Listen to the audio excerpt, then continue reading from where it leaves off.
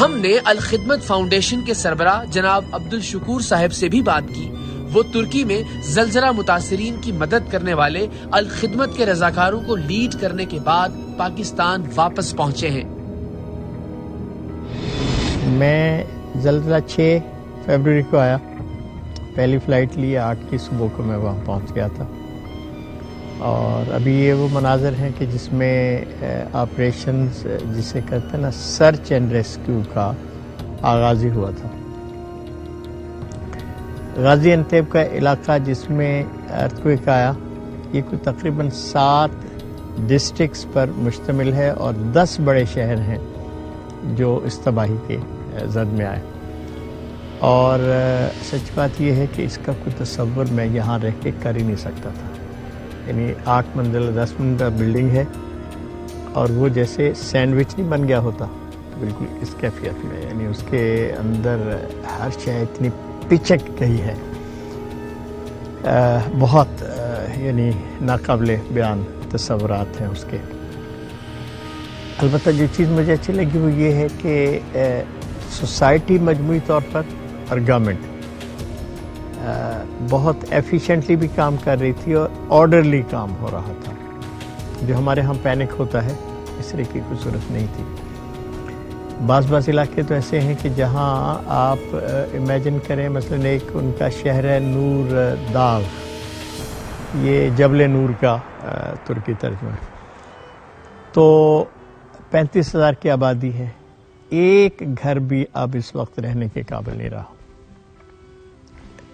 یا ڈیمالش ہو گیا یا بالکل ایسی کیفیت میں کہ اس کے ساتھ ہی. تو یہ بڑے دردناک مناظر ہیں. البتہ جو یعنی خوشی کی بات ہے وہ یہ ہے کہ پوری قوم لائنوں میں لگی ہوئی ہے خون دینے کے لیے, چیزیں لے کے پہنچ رہی ہے. پینک نہیں ہے, ہیڈ بون نہیں ہے. اس وقت تقریباً 100 سے زیادہ ممالک سے ٹیمیں آئی ہیں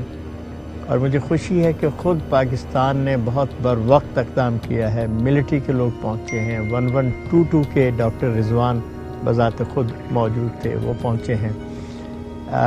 ان کا ایک ادارہ ہے آفاد جو ڈیزاسٹر کو مینیج کرتا ہے, جیسے یہاں انڈیا میں ہے. اس نے بڑی ایفیشینٹلی دنیا بھر سے دیکھا کہاں سے ہمیں ٹرینڈ ورکر مل سکتے ہیں. تو الخدمت سے بھی انہوں نے کہا اور ہمارے 47 ممبرز ٹیم کو وہ لے کے گئے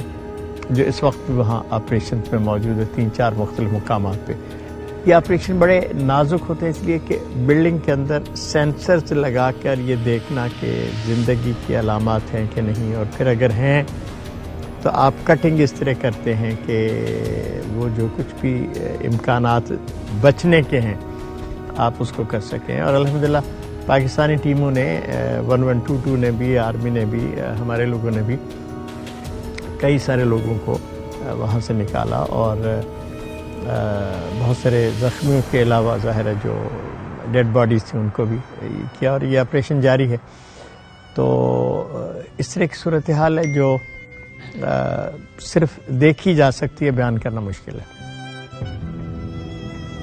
ریسکیو 1122 پاکستان کا وہ قابل فخر ادارہ ہے جو اقوام متحدہ کے سرٹیفائیڈ ادارے کے طور پر ترکی کے زلزلے کے بعد ریسکیو آپریشن کا حصہ تھا. اور الحمدللہ ریسکیو 1122 نے ملبے میں سے کئی افراد کو زندہ نکالا. ڈی جی ریسکیو 1122 ڈاکٹر رضوان نصیر نے ہمیں ترکی میں اپنے کام اور تجربے کے بارے میں آگاہ کیا. ترکی میں جو ہولناک زلزلہ آیا اس کو جیسے ہی ہم نے اس کے بارے میں سنا تو فوراً پاکستان ریسکیو ٹیم جو کہ اقوام متحدہ سے کی جو ادارہ ہے انسراغ اس سے سرٹیفائیڈ ہے,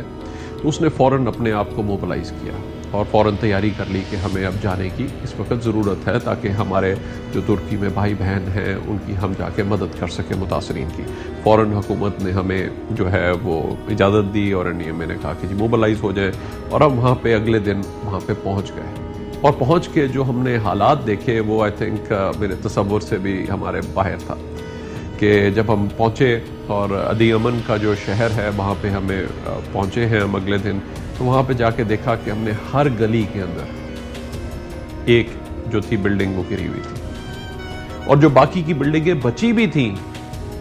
ان میں دراڑیں آ چکی تھی اور وہ رہنے کے قابل نہیں تھی، یعنی پورا شہر ایک انسیڈنٹ کے بعد ویران ہو چکا تھا۔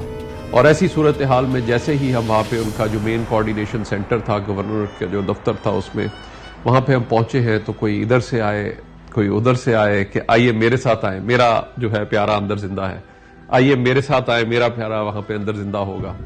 اور کوئی اب ادھر سے کرے کوئی ادھر سے کہے۔ تو ہم نے فوراً سرچ کا آپریشن جو ہے وہ شروع کیا، کیونکہ ٹیم جو کہ اسپیسیفک ٹریننگ تھی اور ہمارے پاس لائف لوکیٹر ڈیوائسز بھی تھی، تو فوراً ہم نے جا کے جو ہے دن اور رات اس وقت پھر ہم نے آپریشن جو ہے وہ شروع کر دیا۔ نہ ہمیں دن پتا تھا نہ رات پتا تھی،